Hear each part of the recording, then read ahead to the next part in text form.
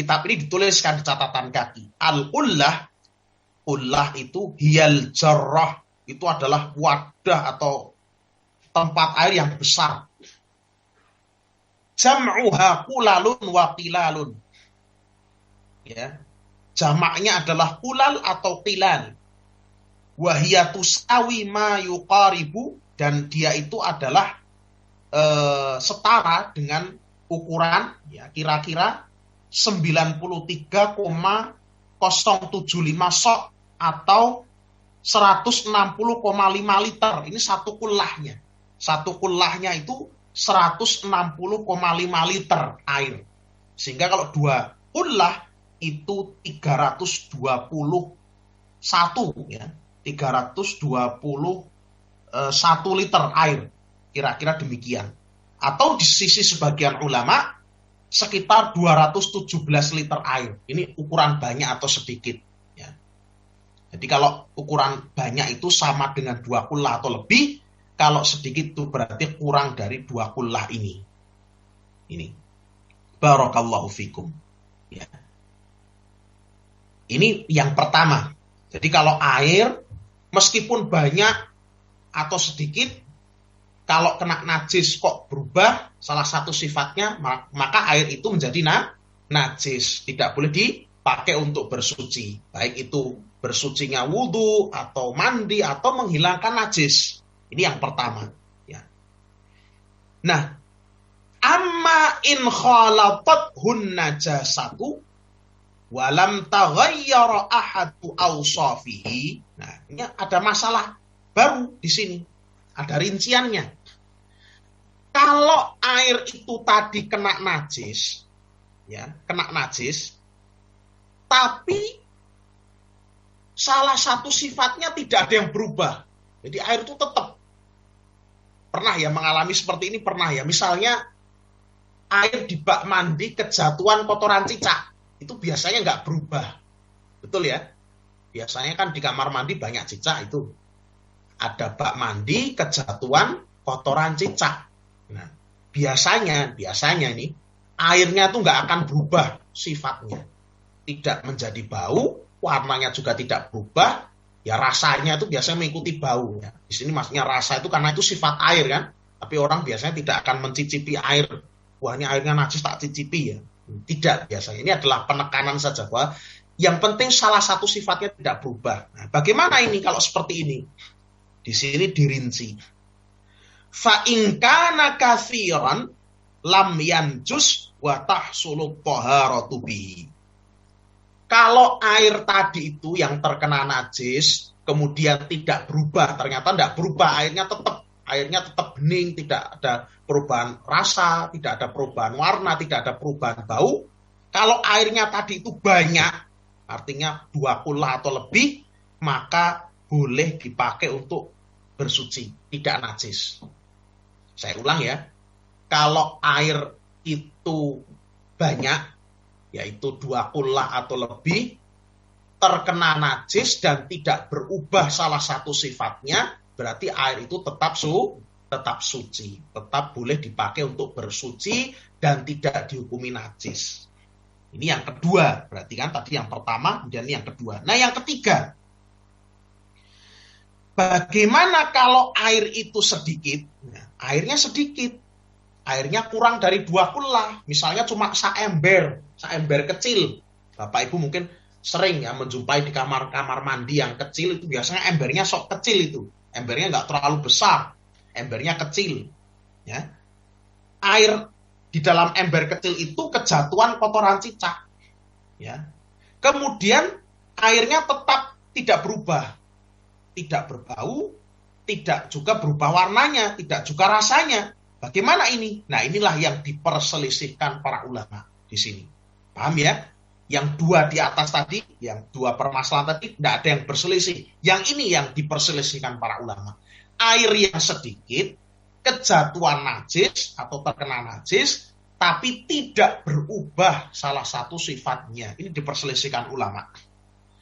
Di dalam kitab ini, di Fiqh Muyassar dikatakan fayanjus, air itu menjadi najis.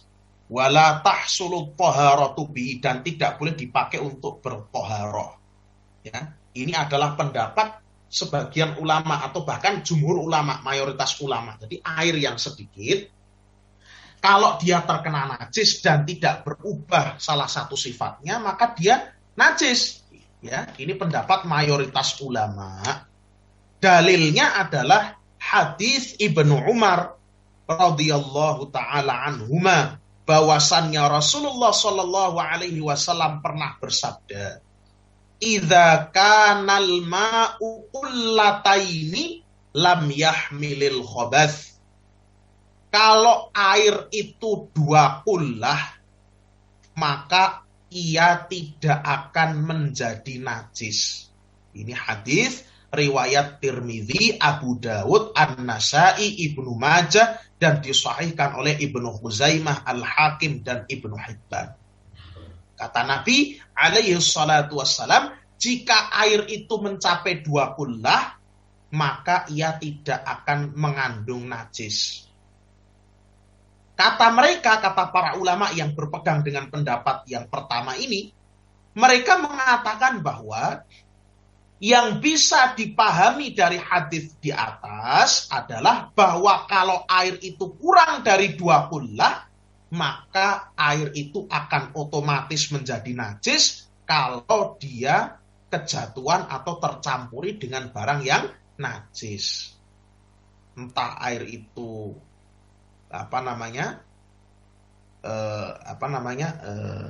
air itu sedikit, ya. Air itu sedikit.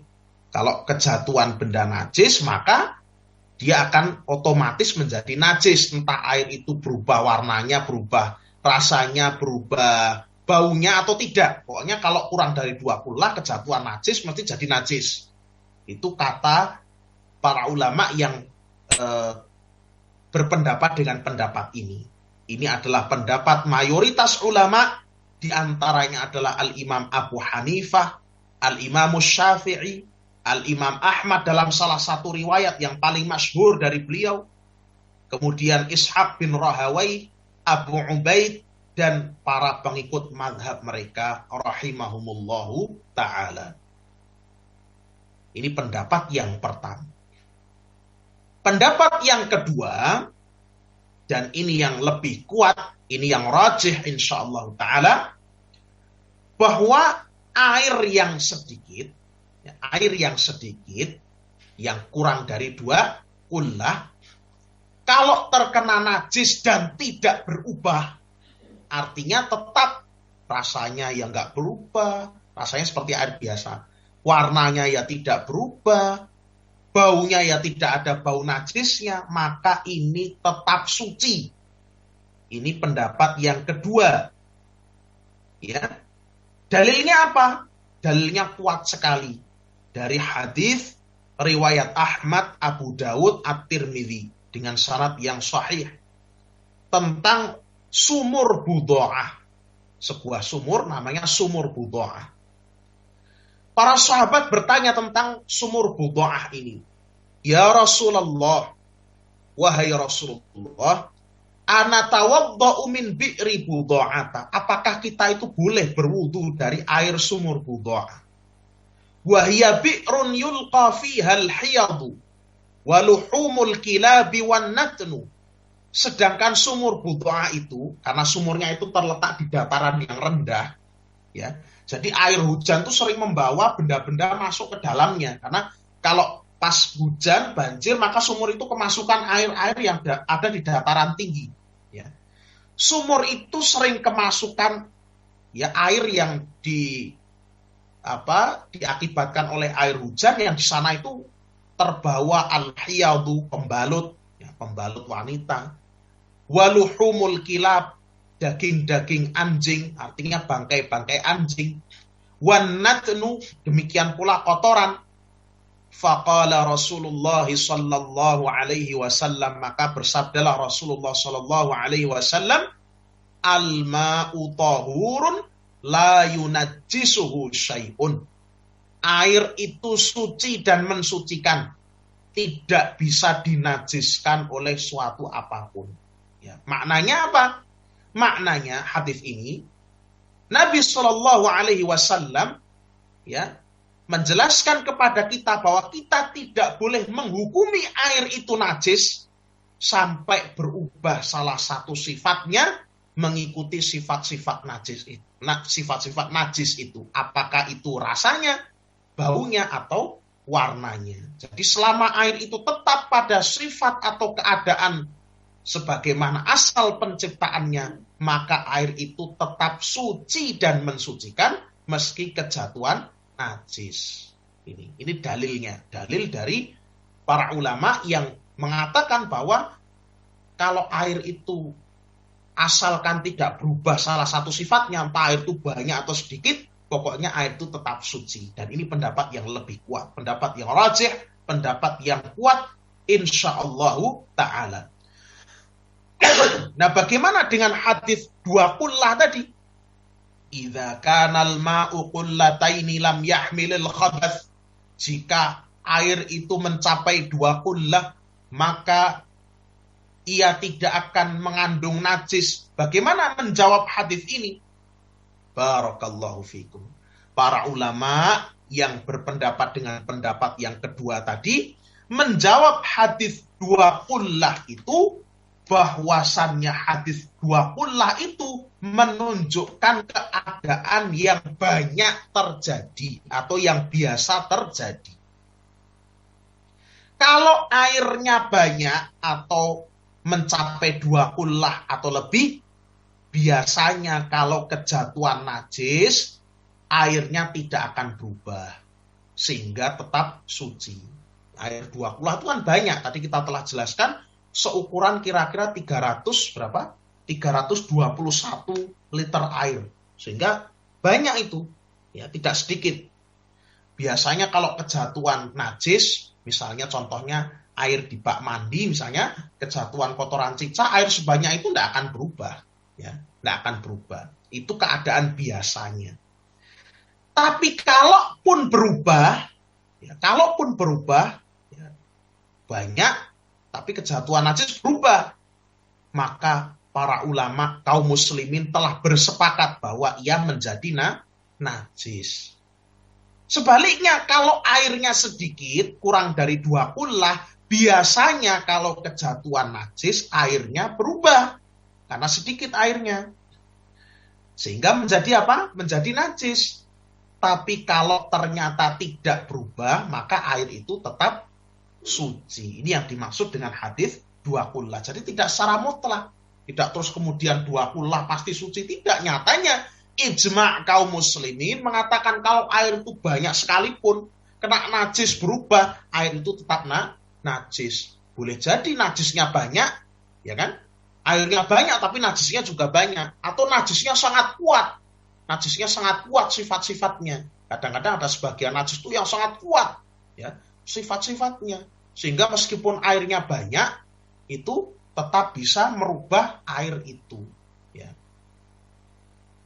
Barakallahu fikum. Inilah pendapat yang kuat, pendapat yang rajih, ya, yang dipegangi oleh Al-Imam Malik, Al-Imam Ahmad dalam salah satu riwayat dari beliau, Al-Auza'i, Sufyan Ats-Tsauri, Dawud Al-Zahiri, Al-Imam Asy-Syaukani, termasuk juga yang dipilih oleh Syekhul Islam Ibnu Taimiyah, Al-Imam Ibnul Qayyim, Al-Allamah As-Sa'di, dan para ulama yang lainnya.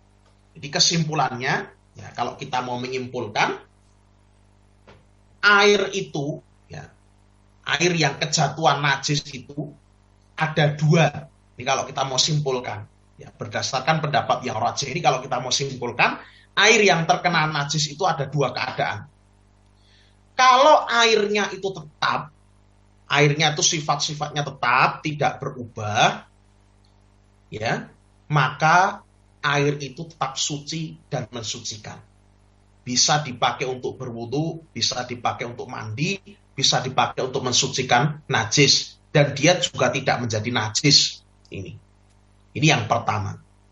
Yang kedua, kalau air itu berubah karena najis, ya, kejatuhan najis atau terkena benda najis, kemudian air itu berubah salah satu sifatnya mengikuti sifat-sifat dari benda najis itu, maka air itu najis. Tidak usah memperdulikan air itu banyak atau sedikit. Ya, banyak atau sedikit dua kulah tadi untuk patokan saja bahwa kalau air banyak itu biasanya memang tidak mudah berubah oleh najis. Kalau air sedikit biasanya memang mudah berubah sifat-sifatnya ketika kejatuhan benda najis. Inilah pendapat yang rajih, wallahu a'lam. Jadi kalau kemarin ada pertanyaan Pak Amanuddin, ya saya agak lupa teks pertanyaannya bagaimana, tapi intinya ketika banjir melanda suatu kampung, misalnya di Jakarta biasanya sering banjir, atau di beberapa daerah misalnya di Semarang itu banjir rob, ya karena di sana itu tanahnya terus turun, jadi antara tanah dengan permukaan air laut itu malah kadang-kadang tinggi permukaan air lautnya. Jadi kalau sedang pasang itu malah banjir. Nah, banjir seperti ini kadang-kadang membawa air dari sungai, yang mana kita tahu sendiri air sungai itu biasanya sampai sekarang wallahu alam ya, terakhir ini perkembangannya bagaimana, tapi sungai itu masih banyak yang dipakai untuk fungsi-fungsi kakus, buang air kecil, buang air besar di sungai. Ya, saya dulu pernah jalan-jalan, Bapak Ibu, jalan kaki sampai ke sungai di dekat Jagalan. Ya, kalau di sini, kalau Pak Amanuddin tidak tahu itu, Jagalan itu di Pasar Kota Gede ke barat. Jagalan, itu ada sungai, ada jembatan dekat Silver yang bagus itu. Ketika itu saya turun ke Perum Jurang, jadi ke daerah yang menurun di situ. Di belakangnya Omah Dhuwur itu ada jalan, turun ke bawah. Nah, di situ ada musola sambil kita tengok-tengok di situ. Ternyata pagi-pagi itu, ya, kita langsung berpaling karena melihat pemandangan seperti itu. Ternyata ibu-ibu pada jejer sambil ngobrol buang air besar di situ. Pada jejer ibu-ibu seperti jejer kalau mau makan sarapan. Jadi jejer. Ternyata sungai seperti, jadi di bawah jembatan, kalau orang lewat jembatan nggak kelihatan itu di bawah. Jadi ternyata sungai itu masih difungsikan sebagai kakus oleh orang-orang daerah situ. Ya, Masya Allah. Nah ini terjadi. Nah, entah kalau sekarang ya Bapak Ibu, karena sekarang di situ sudah dibangun taman, ya entah sekarang insya Allah mudah-mudahan seperti itu, karena itu termasuk perbuatan jelek. Nggak boleh kita seperti itu, nggak boleh. Ya. Tapi maksud saya adalah banyak di Indonesia yang masih menggunakan sungai itu untuk fungsi yang keliru seperti itu. Sungai sebagai WC atau kakus, membuang limbah itu di sungai. Nah, pertanyaan Pak Amanuddin tadi, banjirnya membawa air sungai tadi. Bagaimana? Berarti rumah kita, seisi rumah kita kalau kecembong dengan air itu menjadi najis. Maka jawabannya insya Allah ta'ala tidak najis karena airnya banyak.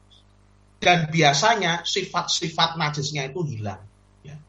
Kecuali kalau memang betul-betul dijumpai air itu memang baunya bau najis, misalnya kok bau pesing airnya, atau bau kotoran, nah, maka yang seperti ini dibersihkan. Tapi biasanya kalau banjir itu airnya biasanya karena banyak sekali, ya, itu biasanya tidak berbau najis, tidak ada sifat-sifat najis. Ya. Warna coklat dari air sungai itu kadang-kadang bukan karena warna najis. Ya. Bapak Ibu kalau lihat air di selokan Mataram di sebelah utara kampus UGM yang membelah Fakultas Geografi dengan ya, UGM, itu airnya coklat.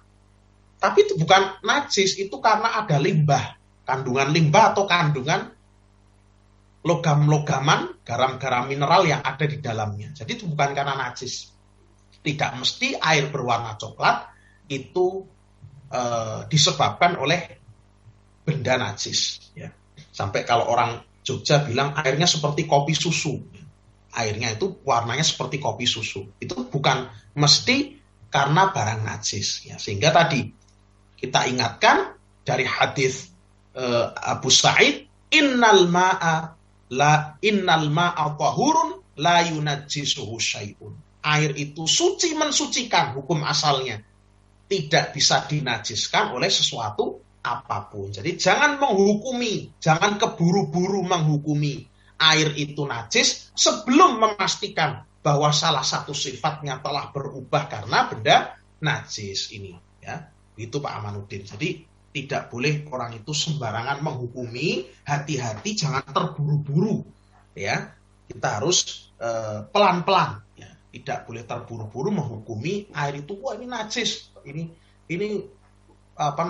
menyebabkan rumah menjadi najis, tidak. Ya, hukum asal air itu adalah suci sampai yakin betul bahwa air itu telah menjadi najis. Wallahu a'lam. Kita lanjut sedikit. Al-mas'alatur rabi'ah, masalah yang keempat. Al-ma'u idza khalatahu tahirun. Air ketika tercampuri oleh barang yang suci. Al-ma'u idza khalatathu maddatun tahiratun. Air itu ketika tercampuri oleh benda atau zat atau materi yang suci, ka'auraqil asjar, seperti dedaunan yang jatuh dari pohon. Kadang-kadang kalau ada kolam, ada pohon di atasnya, ya, pohon itu seringkali menggugurkan daun-daunnya, kemudian air itu jadi berubah warnanya karena warna daun. Ya, biasanya air sendang itu kadang-kadang ada ininya, ada pohon besar, kemudian pohon besar itu menggugurkan daun-daunnya sehingga air itu kadang-kadang ada warnanya agak coklat, ya, agak coklat, ya, tapi bening biasanya begitu. Dan ada bau-baunya juga, ya, tapi baunya bukan bau najis, bau suci, ya, bau daun-daunan itu. Awis sabun atau tercampur dengan sabun. Kadang-kadang air di kamar mandi itu agak ada sabunnya karena mungkin kita naruh sabun di pinggiran bak, sehingga kadang-kadang sabun itu basah, kemudian jatuh ke bak, kemudian baknya itu jadi ada seperti warna sabun dan bau wanginya dari sabun. Ya. Awil asnan atau awil usnan atau usnan. Usnan itu tumbuhan yang hidup di padang gurun Timur Tengah yang biasa digunakan oleh masyarakat tradisional di sana untuk pengganti sabun. Jadi sabun tradisional, ya, usnan. Awis sidr atau sidr, daun bidara. Ya. Ini daun bidara itu kalau zaman sekarang dibuat serbuk, kemudian nanti kalau ada pengurusan jenazah itu dicampurkan dengan air untuk pemandian jenazah, itu baunya wangi. Au ghairi dzalika minal mawadit thahirah, atau selainnya dari benda-benda yang suci. Walam yaghlib dzalikal mukhalifu alaih, dan benda-benda yang suci tadi, yang mencampuri air tadi, itu tidak mendominasi. Artinya tidak terus kemudian sangat, misalnya air bak mandi tadi tidak terus butak sekali karena sabun, tidak. Ya, tidak mendominasi. Kalau mendominasi itu berarti misalnya air bak mandinya memang sudah menjadi sabun betul gitu. Ya, sampai tidak kelihatan apa-apanya di sana, betul-betul kayak air sabun. Bapak Ibu pasti tahu kalau air dilarutkan, sabun dilarutkan dalam air terus airnya ada busanya, nah ini berarti mendominasi yang seperti ini. Tapi kalau cuma airnya sekedar ada warna putihnya begitu, ya, bercampur antara bening dengan putih, itu berarti belum mendominasi. Fasahihu annahu tahurun yajuzu tatahhuru bih. Yang sahih, air seperti ini suci dan mensucikan, boleh dipakai bersuci. Minal hadathi wan najasah, baik untuk mensucikan diri dari hadas atau mensucikan najis. Jadi boleh untuk dipakai berwudu, boleh untuk dipakai mandi, boleh untuk dipakai mensucikan najis dan lain sebagainya. Li'anna Allah subhanahu wa ta'ala qala, karena Allah subhanahu wa ta'ala berfirman dalam surah An-Nisa ayat 43. Wa in kuntum marda, dan jika kalian berada dalam keadaan sakit, au ala safarin, atau sedang dalam perjalanan, au jaa ahadum minkum minal ghaiti, atau datang atau datang salah seorang di antara kalian dari tempat buang air, aula mastumun nisa, atau kalian menyentuh perempuan, maksudnya berjima, falam tajidu ma'an, lalu kalian tidak menjumpai air apapun, ya, air apapun, fatayammamu sa'idan thayyiba, maka bertayamumlah dengan menggunakan debu atau tanah yang baik, famsahu biwujuhikum wa aidikum, lalu usapkanlah debu tadi pada wajah kalian dan juga tangan kalian. Falafzul ma'i fil ayati nakiratun fi siyaqin nafyi faya'ummu kulla ma'in. Lafaz ma', lafaz air dalam ayat tersebut, lafaznya umum. Ma'an, ya. Kalian tidak menjumpai ma'an, air apapun. Fi siyaqin nafyi, dalam konteks penafian, kalian tidak menjumpai, ya, itu nafi, tidak menjumpai ma'an, air apapun, umum, air apapun, ya, yang penting masuk dan bisa dinamakan sebagai air. Faya'ummu kullama, maka itu mencakup segala macam air. La farqa bainal ma'il khalisi wal makhluti, tidak ada bedanya apakah air yang murni, air bening, atau air yang tercampur dengan benda suci yang tidak mendominasi air tersebut, ya. Beda dengan sirup. Kalau sirup itu bukan air, itu namanya sirup, ya. Tapi kalau tadi air tercampur dengan benda yang suci yang belum mendominasi, itu masih bisa dinamakan air, belum bisa dinamakan sabun, belum bisa dinamakan daun, ya.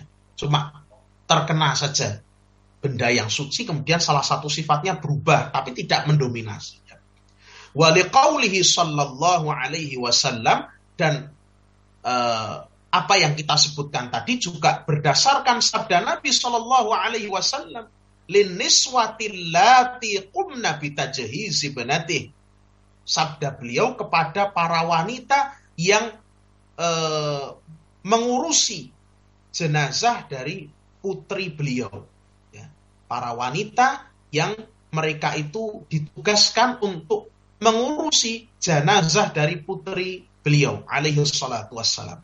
Nabi pernah bersabda, irsilnaha thalathan au khamsan, mandikanlah dia sebanyak 3 kali atau 5 kali. Jadi basuhannya 3 kali sampai 5 kali. Au aktsara min dzalika, atau lebih banyak daripada itu. In ra'aitunna, jika kalian memandangnya perlu. Bima'in wasidrin, dengan air dicampur dengan bidara. Waj'alna fil akhirati kafuran, dan jadikanlah pada basuhan yang terakhir atau mandikan yang terakhir itu dicampuri dengan kafuran. Kafur itu kamper. Au syai'an min kafurin, atau sedikit saja dari kafur, dari kamper tadi. Kamper itu bukan apa namanya, kapur barus, bukan. Kamper itu ada pohonnya, ya, pohon kamper. Bahasa ilmiahnya Cinnamonum campora. Itu memang pohon itu, daun-daunnya itu mengandung minyak atsiri yang wangi sekali. Ya, itu kafur, ya, bukan kapur barus. Nah, kapur barus makanya orang bingung, kapur barus gimana caranya? Bukan kapur barus, itu pohon kamper. Ya, intinya air untuk pengurusan jenazah itu dicampur dengan benda-benda yang bisa membuatnya wangi, ya. Seperti tadi daun bidara, kemudian kafur, atau mungkin yang lainnya yang bisa membuatnya wangi. Dan ini menjadi dalil bahwa air yang tercampuri dengan benda yang suci, selama tidak mendominasi, air itu tetap suci dan mensucikan. Bisa dipakai untuk mandi, bisa dipakai untuk wudhu, dan bisa dipakai untuk mensucikan dari najis. Wallahu ta'ala a'lamu bissawab. Assalamualaikum Mas Ustadz. Menyimak tentang bab toharah, berarti air suling untuk kaki bisa dipakai untuk berwudu.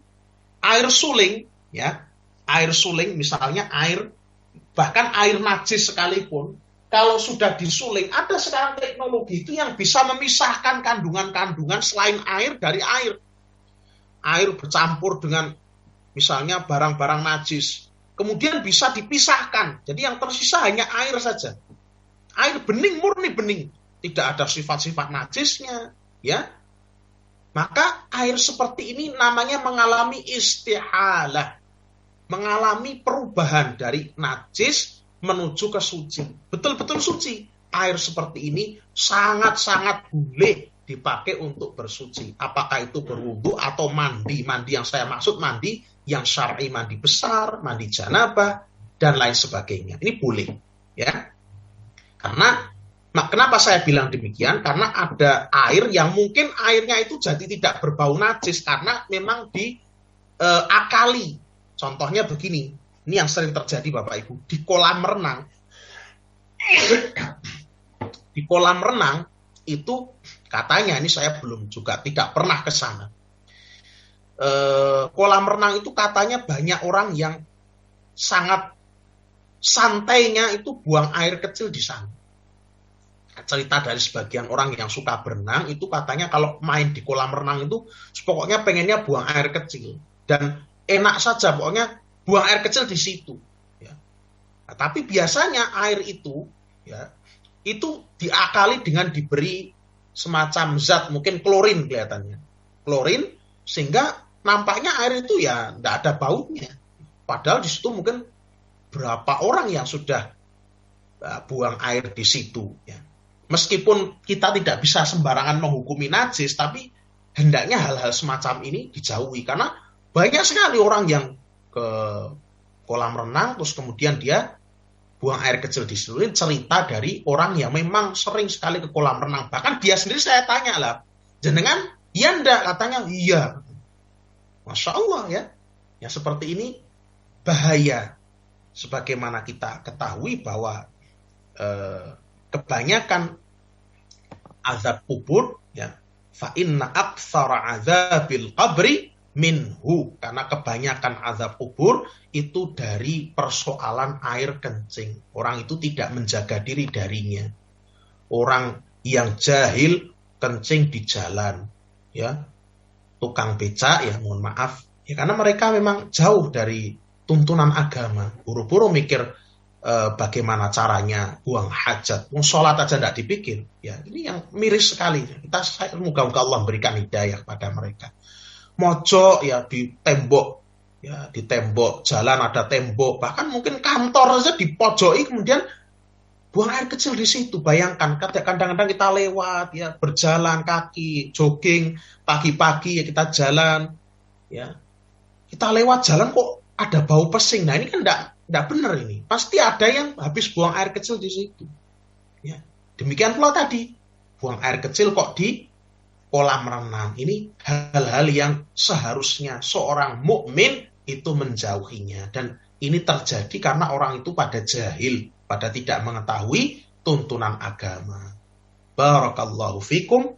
Wallahu ta'ala a'lamu bis-shawab. Semoga apa yang kita sampaikan ini bisa bermanfaat baik bagi kami maupun bagi kaum muslimin sekalian. Mudah-mudahan kita diberikan oleh Allah Subhanahu wa taala ilmu yang bermanfaat dan kekuatan untuk bisa beramal saleh dan semoga Allah menjadikan pertemuan kita pada pagi hari ini adalah sebagai bentuk ibadah ikhlas karena mengharapkan wajah Allah dan menjadi simpanan amal kebaikan kita kelak di yaumul akhirah. Amin ya rabbal alamin. Subhanakallahumma wa bihamdika asyhadu an la ilaha illa anta astaghfiruka wa atubu ilaik. Wa sallallahu wa sallama wa baraka ala nabiyina Muhammad wa ala alihi wa ashabi ajma'in. Wassalamu alaikum warahmatullahi wabarakatuh.